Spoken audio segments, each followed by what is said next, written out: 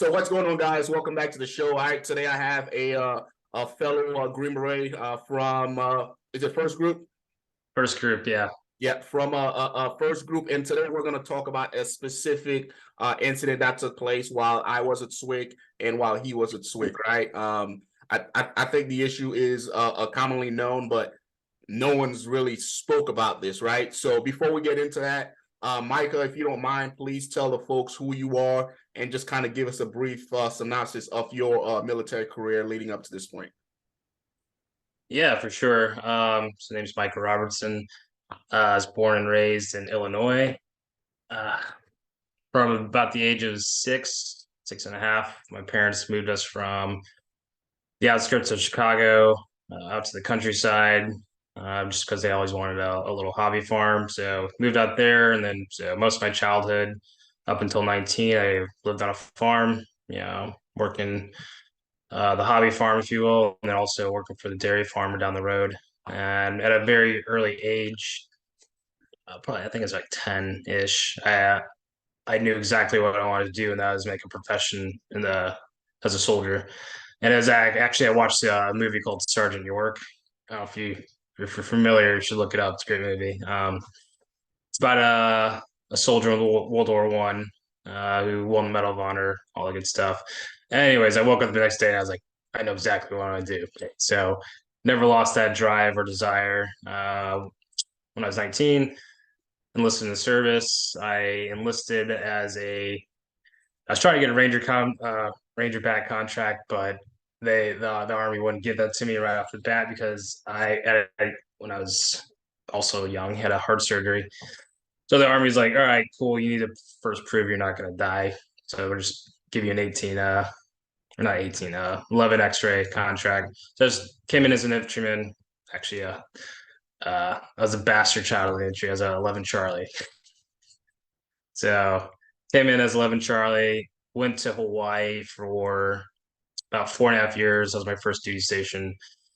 Showed up there, 2nd Brigade, just got back from deployment. We transitioned to strikers when they got back, so that was a train up. And then at the end of that transition, we went to Iraq on a 15-month deployment. It was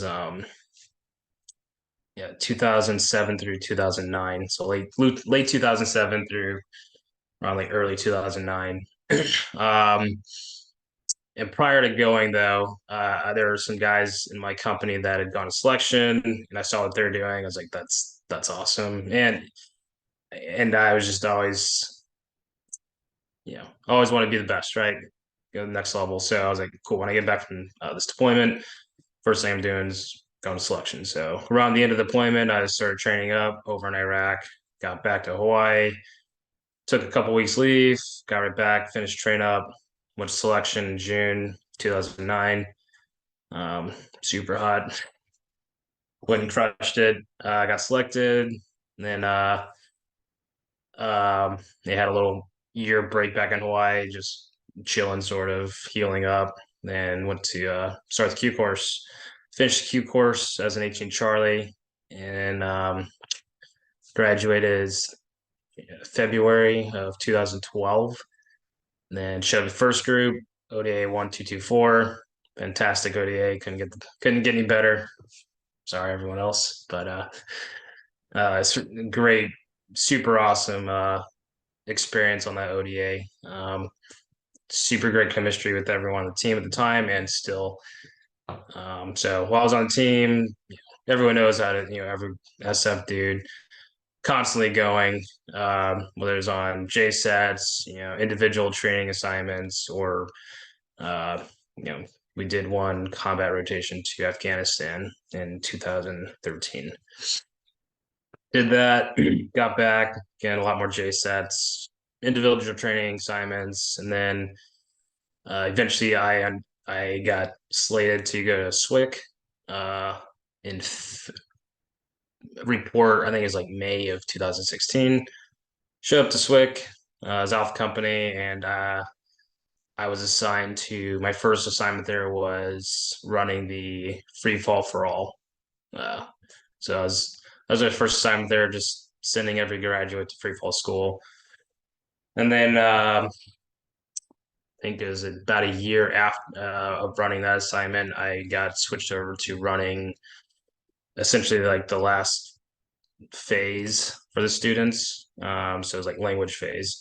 So it was just making sure they did the right thing throughout like 6 months of language, and gave them their left and right limits and what they had to accomplish at the end of 6 months, right? So pass your OPI and pass your SFPA.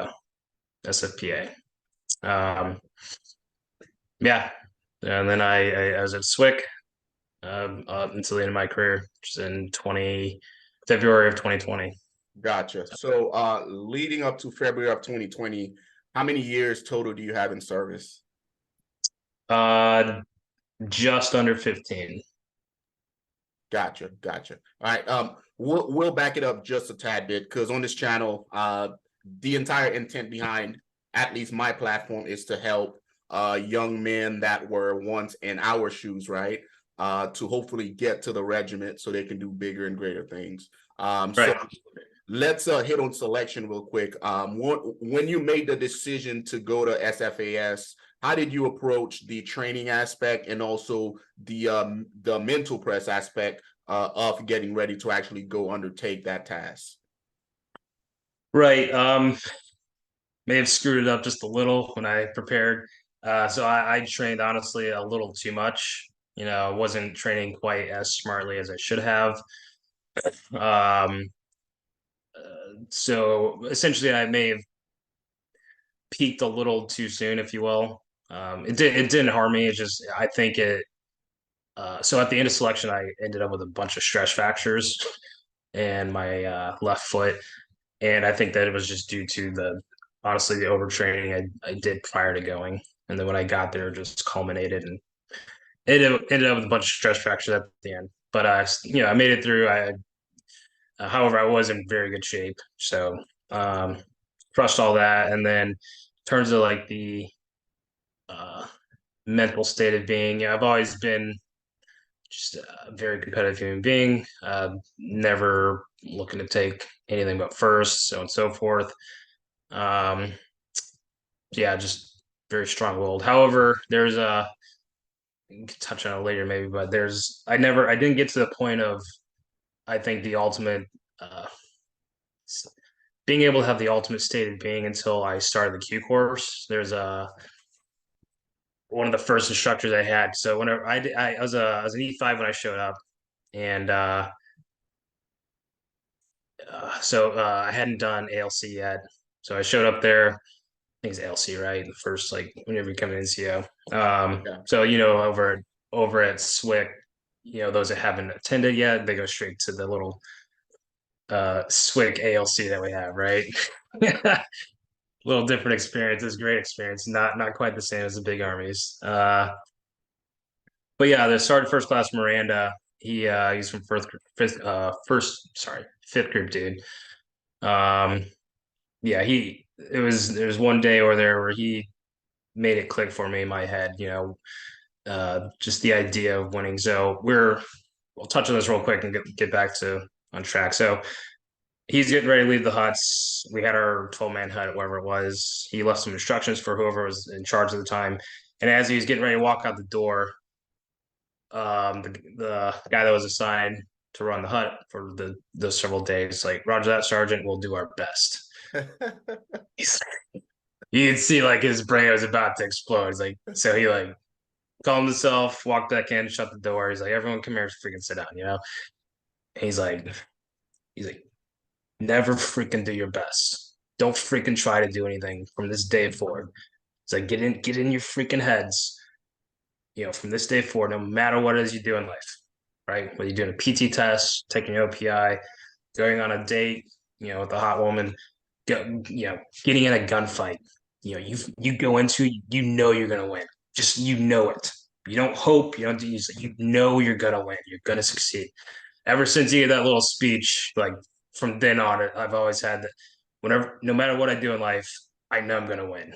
That is it's clicked in. Like I've never gone on a mission hoping I don't get shot. I always went. I always went on the mission thinking some other thoughts. Like, yeah, I'm gonna everyone's gonna die, all the bad guys, you know, like no ifs, ands, or buts about it, you know. Anyway, so sorry to get a little off sidetrack, but that's for anyone that's going to selection or anything in life, just try to have that mindset, you know, Yeah, for younger dudes. yeah, and that's a good mindset to have, right? Because you're literally putting it out there into the atmosphere, right? Like this is gonna happen regardless of what's thrown my way, and that's so important because guys have a way of psyching themselves out, right? Of talking themselves out of Yep. what's essentially theirs. So I think that's a really cool that stuck with you throughout this entire. Oh yeah, to this day, it 100%. You know, So that's awesome. Now, so you, what MOS were you? I was an 18 Charlie, so I think you were too, Yeah, right? yeah, dude. I'm actually like after your interview, I'm actually sitting down with Henry Ramirez, right? Okay, Yeah, and I'm gonna talk nice. to him. Oh, fucking Heck man. yeah! Well, I wish I could shake that dude's hand. Oh, dude, the See, amount of because I went back to Bank Hall, and of course he's in the SF Regimental Hall of Fame. And I was just reading his narrative as far as what he's done throughout his career. There's so much about him that I don't know. And I was I was a student and I was an instructor working side by side with him, and I still don't know so much. So I'm looking forward to sitting down with him and actually picking his brain and just letting him tell his dude, story. those guys were something else. Always ready to help out any means that they could. Him and Mr. Tabata. Dude, when I was on and just the cadre that they always had there. So when I was it's funny. We're deployed in 2013, right? And we're taught all the calc in place, all this math is like numbers don't lie, right? But whenever it comes time to put into action, you're like, all right. So, and I was a relatively new Charlie at the time, so we had these wall breaching charges that we would make, right? Hellraisers. So it consisted of 6 blocks of C4 and like essentially like 30 foot of deck cord, right? So I did all the calcs, and I did the calcs for overpressure.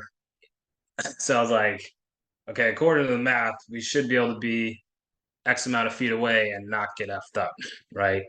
However, I'm just like, because I was like, some of the spots you be, blowing a wall and you don't have a defilade to get into or anything like that. I'm like, all right, we'll be good. So I called back to the Charlie course. I was in Afghanistan. One of the cadre, he's an active duty dude, picked it up.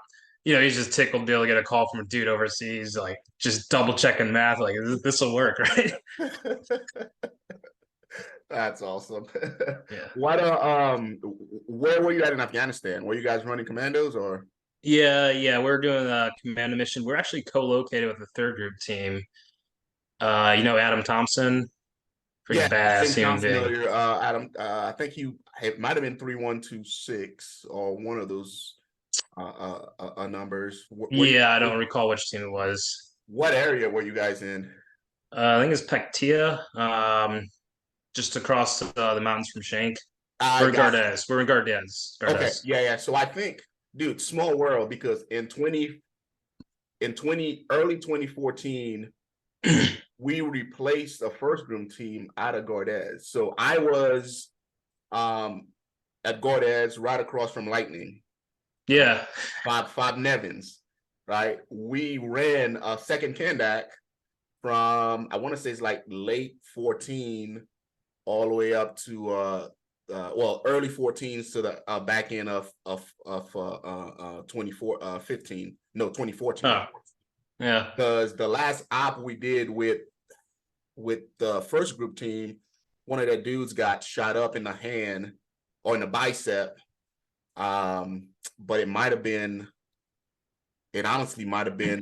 So you guys ripped out with 2-6 because there was 2 ODAs there, right? There was my ODA, and then there was another ODA on Lightning. Then you had is it Gillis, or whatever the other AOB side was. What was his name? McGillen, not McGillen. Yeah, it was Gil something, 5 something. Anyways, there was 2 fire base. There was Lightning where the 2 ODAs were. Yep. Where the 2 ODAs were, and then the AOB was on the other side. Yep. So I think we ripped out with you guys, but I showed up late to that rotation because I was at A side. So I Okay, yeah. yeah. So That's wild. yeah, because you ripped out with 2-6, and then we ripped out with the other team. I don't know if you guys had two ODAs there also. We just had one first group team, and then Okay. there's third group team there. But yeah, I was on the first half of the team to bounce out. Okay. Yeah. Small world. Small world. Yeah. So now let's jump right into SWIC. So you're at SWIC. How was that time spent there for you? Like, what did you see? I guess that would prompt the events that would later on take place. And then we can I'll jump right into the night letter, as we called it, right? So for the audience that aren't familiar, I think it was 2018, or was it? Yeah, I think it's like late 2017 going into 2018, something like Okay. that. Yeah, so late 2017 going into 2018, while we were at SWIC, dude, I just remember getting into work and being told to stand outside, and then out randos were in the office just grabbing everybody's computers, right? So I was like, what is going on here? And come to find out, there was a letter sent out that we called the night letter, right? And that letter was pretty much talking about, hey, how the standards within SWIC are being dropped and students are being allowed to continue training without actually meeting the actual standards. And correct me if I'm wrong, that was about the direction that the letter was going, correct? Yeah, it was that's correct. So we'll get into the whole thing, Yeah, but yeah. yeah, so And I didn't. yeah. We'll get into it, right? So, and just from my perspective, I remember being, because when I started over at the 18 Charlie Committee, I was a regular dude teaching UXO, Right. the app sergeant job, and then I went on to do the committee chief job. So I saw it at every level. And the last part of my job was, reading counseling packets and signing release packages and all that Right. to bound student. And I remember vividly several students that I personally has released because they quit on themselves and their teammates, sending them back to Alpha Company. And then just to see them later on down the road, at graduation where we would do the mod demos, wearing a beret because they were made to unquit and sent to another West, right? So I personally know that was going on because I literally spoke to students like, hey, like, I thought you quit. Like, why are you wearing a beret? Oh, they made me go to the 18 Echo course and become an Echo. You know what I mean? So I know that was going on. But with all that said, let's jump right into it. The letter itself, what led up to it, how it took place, and then the blowback from it all. Yeah. So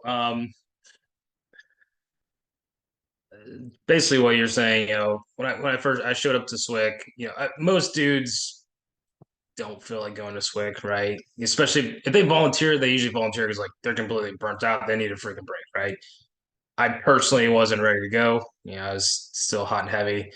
But I was like, cool, this is what they hadn't been dealt. So I went in with the mindset like, I'm gonna freaking make the best Green Berets, right? I'm gonna lead by example. They're gonna freaking see me like that dude's freaking badass. I'm gonna be like that, right? Yada yada yada, right? So yeah, that's how it started off. I didn't really go to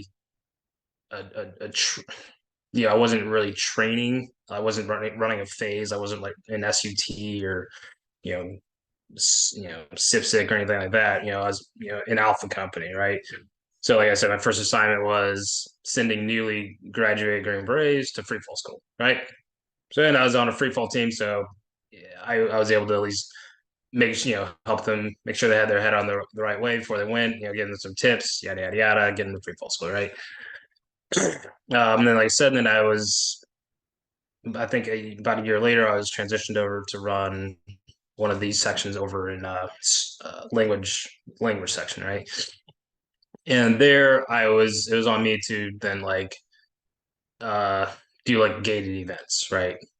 Or at least oversee like, hey, they do their OPIs, yep, good, and then I was running their gated SFPA, right? SFPAs are Special Forces Physical Assessment. So which consisted of, at the time, it was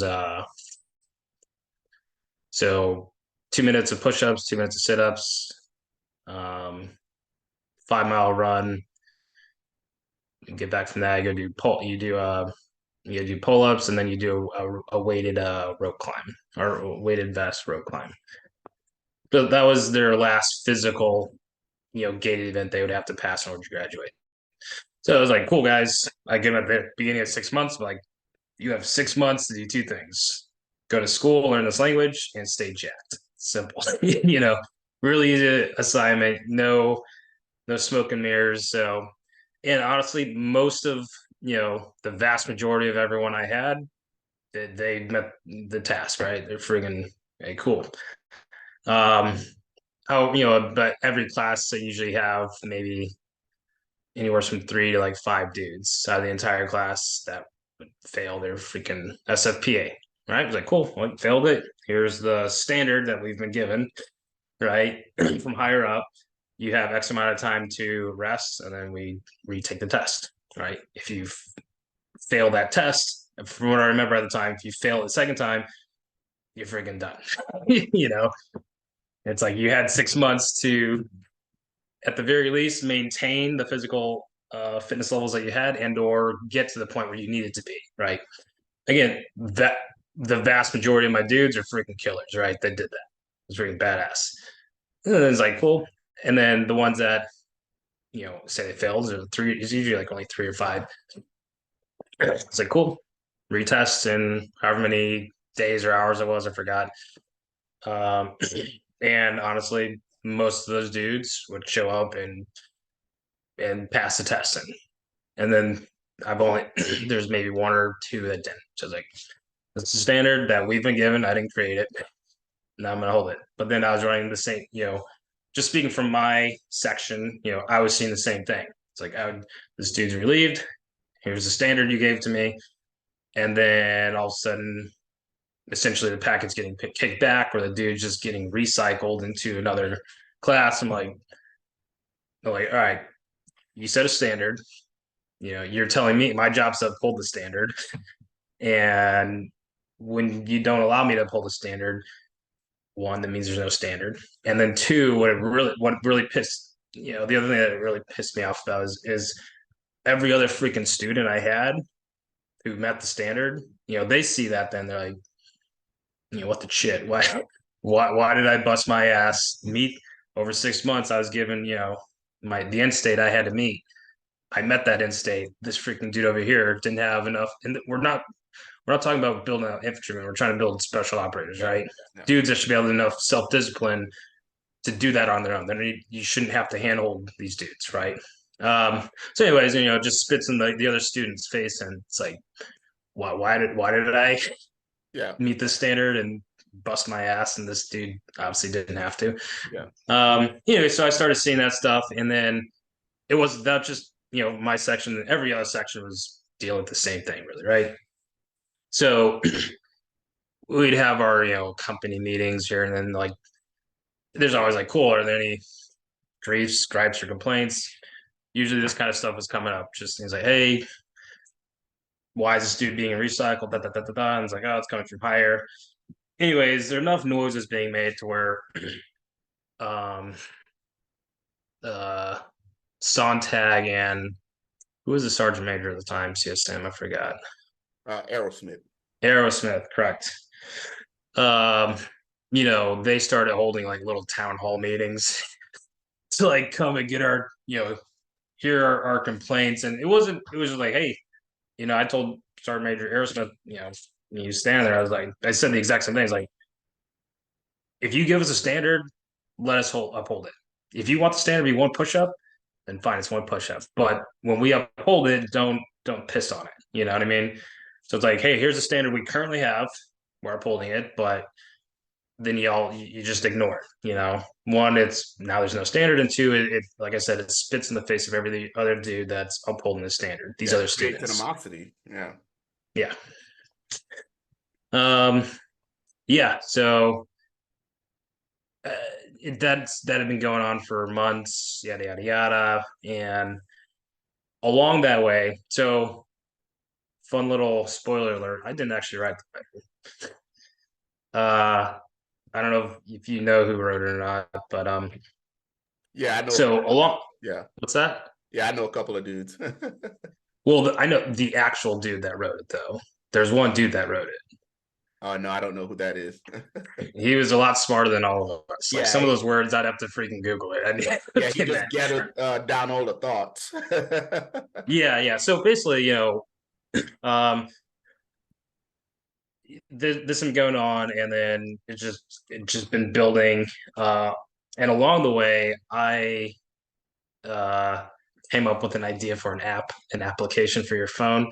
So myself and another SF dude, we were working on this on the side. Like cool, let's build. This is a cool app. Let's build this, right?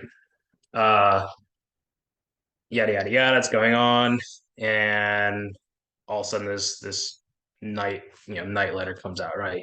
Basically, just detailing by section.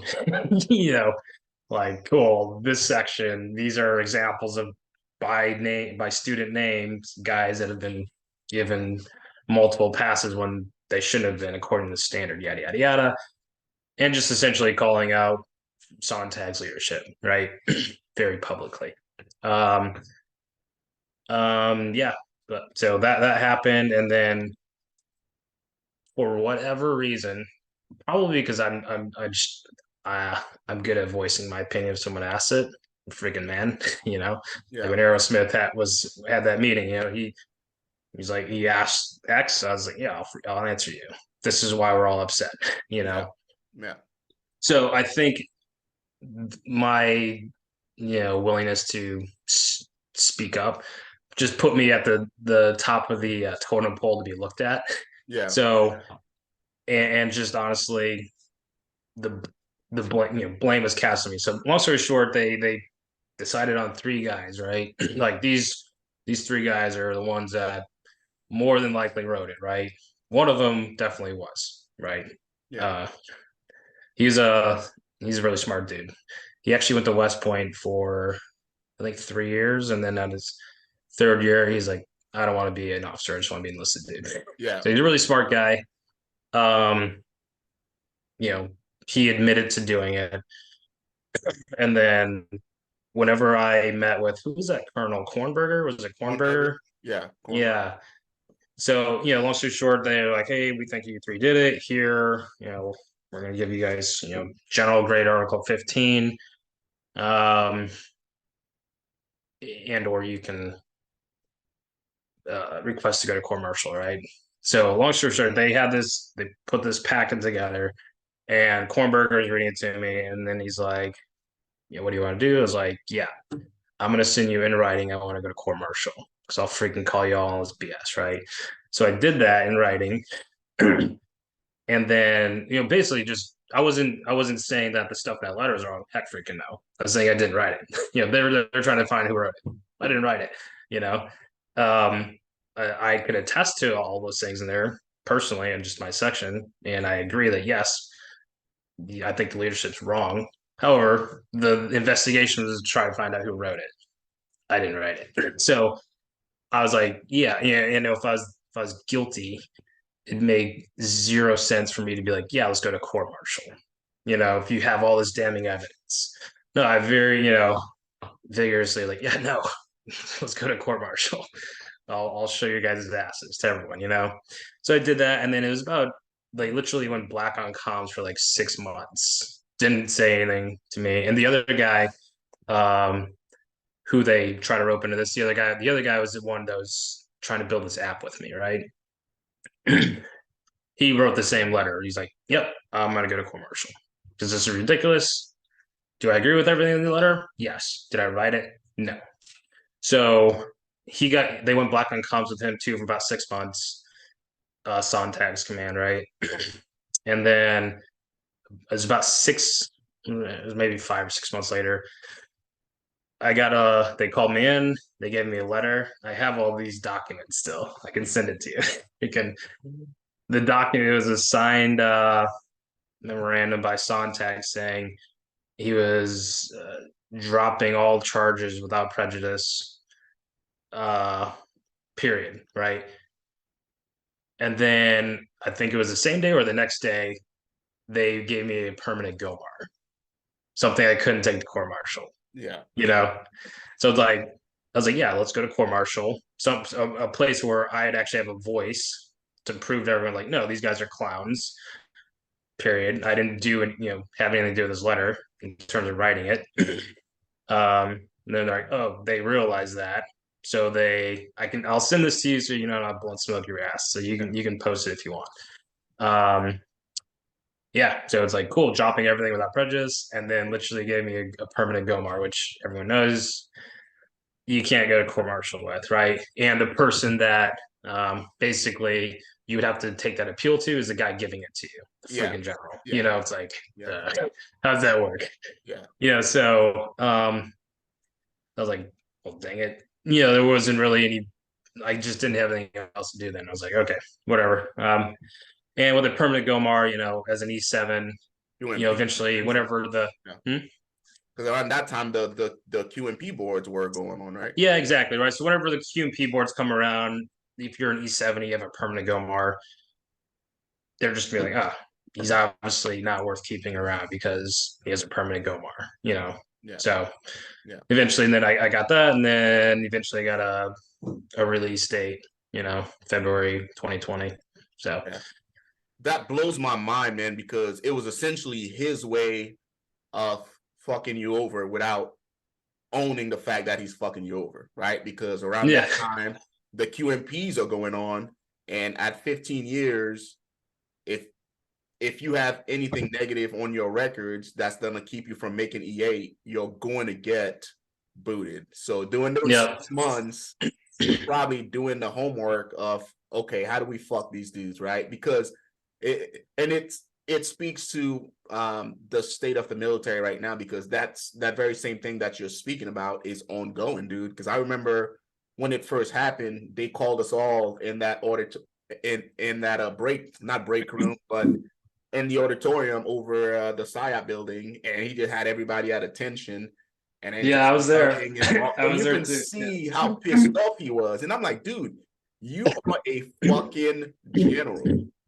Like, you are responsible for winning the nation's war, and you are up here just showing your ass in front of a bunch of lower enlisteds.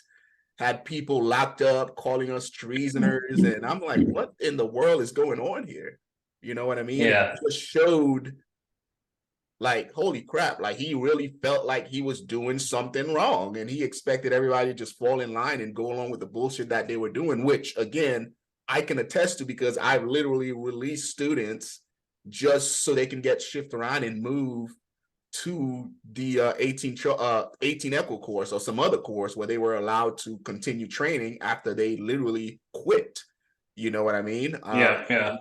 What that did, like you mentioned, was it created this animosity amongst the guys that were actually meeting the standards. When they see it, they're like, wait a minute, like, I just literally went through and crushed this and bust my ass, sacrificed my body, my family, my time, and this joker just kind of cruised by, failed, and then you're giving him multiple choices. Like, where is the standard, right? That was definitely going on. And the fact that he went to that extent just to essentially, what it was is, he wanted to shut everybody up, right? Because if he made an example out of you three, then everybody else will see it and they'll be like, holy fuck, I'm at 16 years. I don't want to lose my entire career, right? That's exactly right. Yeah. No, 100%. Yeah, unfortunately. Yeah. It just blew my mind. So because if I remember correctly, all three of you guys got the same treatment, essentially, right? All three got released. So we all got okay. So, but it's funny, and the guy that actually wrote it accepted the punishment that they offered, right? General grade Article 15 and tab revocation. So, but it's anyway. So he accepted it, and then myself and the other guy were like, "No, it's freaking retarded. I didn't write this. Let's go to court martial." So I kept my tab and all that good stuff, and I got QMP'd, So what exactly was the GOMAR for? How? Because I can tell you right now, doing those town halls, it wasn't just you guys versus your opinions, because it was all the committees.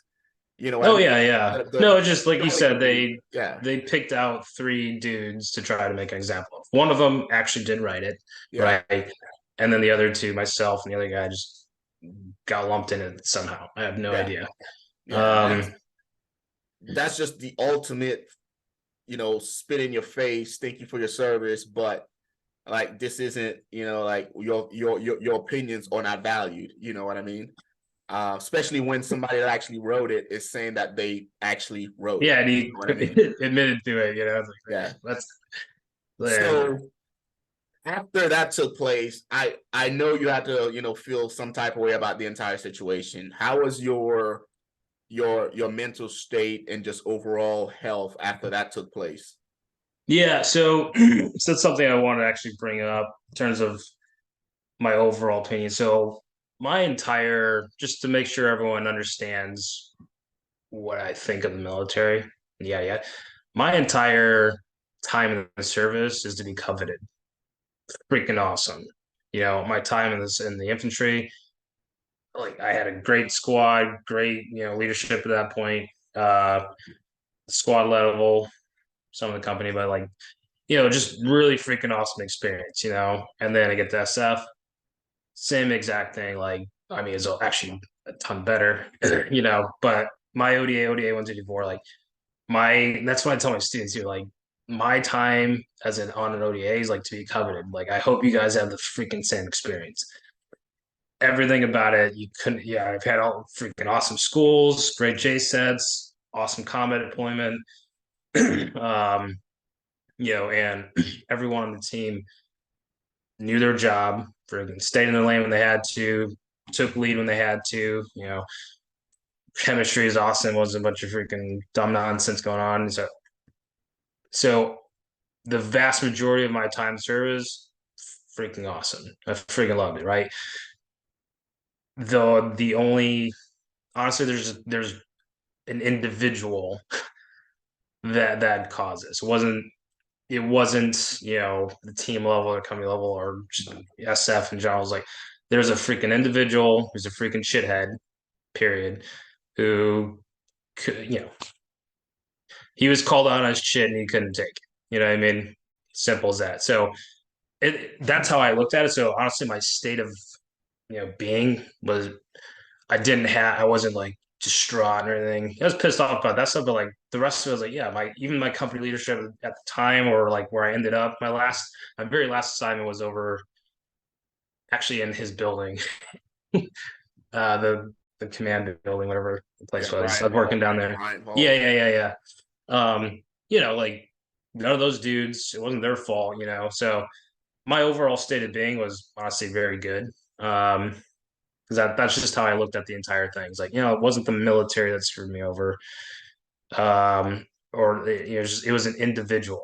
Granted, they took advantage of, I think, potentially some of the effed up justice systems in the military, if you will, because it's like, hey, he's the judge, jury, and the executioner. It's like, it doesn't really work, especially when he's the one being accused, you know. So there's that, but like overall, I was in a good mindset, and again, like I freaking love the military, right? Again, my entire experience was freaking awesome up until that little piece right there, and is essentially just one individual who wanted to be a freaking asshole. Yeah, it just blows my mind, like the entire situation, man. Because I was there and I was watching it develop, and till this day, I still don't think like a general officer should act in that light, right? When he had everybody locked up, to include his battalion commanders, his company commanders. Oh, dude, It was just yeah, he was just going off, and at that specific point, I lost all respect for him and his entire staff, to include that sergeant major that served with him. yeah, yeah, Because I'm thinking to myself, like, holy, like you are a general, and you are a general level CSM. You tell me no one within this fucking outfit could pull this dude aside and right. the fuck down and tell him to calm his shit down before he goes in front of his men and make a jackass out of himself? Like, dude, No, that's general, like yeah. calm down. You know what I mean, dude? It was it was amateur hour, man. Because Yeah, that building going, what the, like, we all did. We all were like, dude, what the fuck just happened? Like, he's talking about like being punishable by death, and we're like, holy shit! Like, did you write that letter? Like, what is going on? It just blew my mind, man. And till this day, I think he got what was coming to him, right? Because he eventually, I think he was made to retire. No, he was. Yeah, I kept pressing that on the back burner with other connections I have, and freaking raising Cain over at the Pentagon, to where essentially, so there's another officer, I'll keep his name out of it, who was doing some backside help for me over at the Pentagon, basically raising enough hell over there to where the Pentagon was like, every time your name is Googled or comes up, it's negative. You're not getting promoted. You know? Yeah. And I had my people at Breitbart and Fox pumping out facts, So it's like, cool, you Google this dude's name, shit comes up, Yeah. And rightfully so. He fucking did it to himself, man. Because even after all that went down, the stuff that he put in place, just like it kept happening, right? Until I think not too long after that, everything kind of switched around again as far as the layout of the actual right? So he got what was coming to him, and it is what it is at this point. And it's refreshing to hear that you didn't let that experience pretty much, ruin your entire career that you've had previous to, like you're still fucking happy that you served, and that took place. Like you're still happy that you were part of the regiment, so on and so forth. No, I freaking loved it. I'll sit around and look at some old pics and videos, all the time. I'm always talking with my team. So most of them, probably 70% of them are still in from 1224. So we're all in a group chat, super tight. Like I freaking loved every moment of it. And I'll cherish it. Period. Again, it's just an individual, that took advantage of his position to freaking screw over some dudes in order to try to cover his own ass. Yeah. I'll tell you what, before we transition to the beyond the beret aspect of it, what advice, if any, would you have for any leaders that are serving in a capacity that's equal to or greater than, General Sontag, as far as when, situations similar to that is presented to him? If you were him, how would you have handled that situation? I mean, bring it down to the micro level, right? It's like an ODA. You have leadership, right? You have the dude that, yes, on paper he's the captain, or you have the team sergeant, but in the end, everyone brings essentially equal value in order to accomplish the mission, right? So you have your cadre who you've entrusted to uphold these standards, XYZ, take care of these students. If they're giving you this feedback and it's very consistent, it probably needs to be addressed, So it's just like, hey, be a leader. So a good leader, in my opinion, what makes a good leader is someone that, surrounds himself with wise counsel and then makes an informed decision. No one knows everything, so it's like, hey, you have these dudes in place because they've been selected because their past performance of being awesome soldiers, Green Berets. I should listen to their feedback. It's been consistent from every section, and we should probably change this, as opposed to just having your ego get in the way as the leader. So yeah, just listen to your men. They're there for a reason. Yeah, I agree 100%, man. And it's pretty unfortunate that took place. But I'm glad that I'm able to at least give you a platform to tell your story, because I didn't know. I still don't know the other two's story. You know what I mean? But it sounds like it's pretty similar to yours. And I can send you documents too, so you can check them out. Especially the one where he drops everything without prejudice. Yeah, and then I get go prejudice. That would be great, man, because I love to post it so the guys watching this episode can read it. Because till this day, man, like when it comes to shitty leaders, that's something that I just can't stand. Mainly because in the line of work that we were in, like if you don't have a leader that supports you and that has your back, shit can go south real fucking quick, right? Especially on the battlefield and the level that we operate in. So I can't stand them. And I've called them out, you know, to their faces. But I've always been, you know, not to pat myself on the back, but I've always been like a strategist, right? So I've always had, you know, like freaking, you know, exit strategies on every place that I've ever worked. I've always had multiple exit strategies because I always knew, like, you know what, I'm not putting up with, there's just certain shit that I'm not going to put up with, right? And I know, you know, there's a certain breed of men that can't handle that blunt feedback. So I'm like, yep, at the end of the day, like, if I do X, Y, and Z, they might do this. But you were completely blindsided. You didn't even know. Dude, I was just pumping out students and trying to make a freaking app. Yeah, he just got ran over by the bus.